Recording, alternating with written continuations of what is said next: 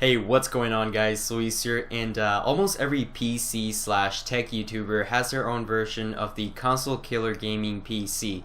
And what that basically means is just coming up with different parts for a gaming build that can actually match the performance of the fastest console available in the market, in this case being the PlayStation 4, for around the same price point, and still have the same gaming experience and have a full-fledged computer. Now I think a lot of people do this to show that PC gaming can actually be affordable, or at least as affordable as console gaming. So this is just that. This is my own version of the console killer gaming PC for $400 for the month of June 2015.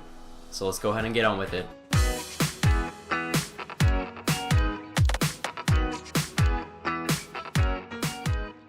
So for the case, I chose to go with the Roswell 03 Galaxy, and overall this is a pretty solid mid-tower ATX case that is priced well, performs excellent, and just overall looks pretty dope.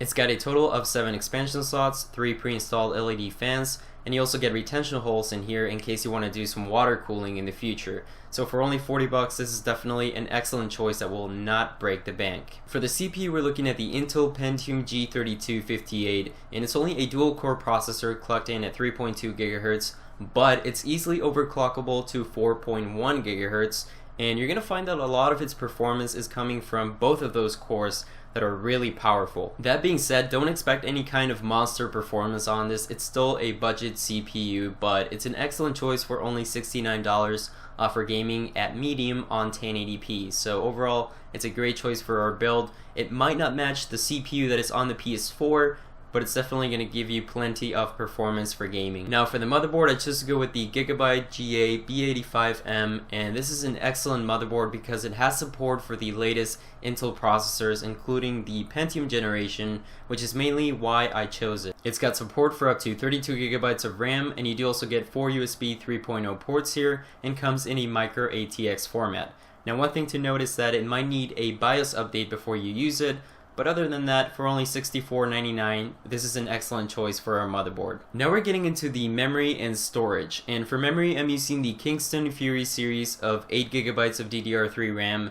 And 8 gigs is pretty much the sweet spot when it comes to gaming. You can upgrade to 16 gigs if you want to, but 8 gigs is an awesome deal, and for only 60 bucks, you really can't beat it. As for storage, I chose to go with a 1 terabyte hard drive from Barracuda, and of course you're getting the latest SATA 6 gigabytes per second interface, and I think this and the Western Digital Caviar Blue hard drive are probably the best choices when it comes to budget gaming if you want a lot of storage. Now we're getting into the good stuff. The GPU that we're going to be using is the MSI Radeon R9 270X Hawk Edition, and this is an extremely popular card all across the board.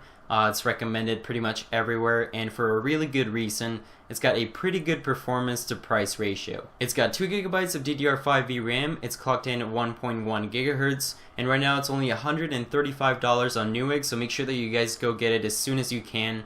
And a lot of people say that this and the R9 270 are the best budget graphics cards for playing games at 1080p, and I would definitely have to agree. The amount of performance that you get for both of these cards, especially the 270X, is just a great deal, and overall one of the best cards that you can buy. And finally, for the power supply, we're looking at the EVGA 500 watt bronze certified ATX PSU.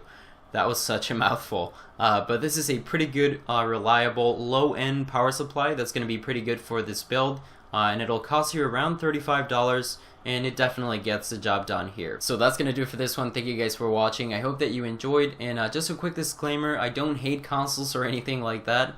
I did actually used to own a PlayStation 3 back in the day. Obviously, I switched back to my main computer now, but I do think that consoles are awesome. This was just to show that you can actually build a gaming PC for around the same price point as the PlayStation 4. As always, there will be a link to my Twitter account down below in case you guys want to follow me and keep up with the latest updates. But other than that, thank you guys so much for watching, and I'll catch you guys on the next one.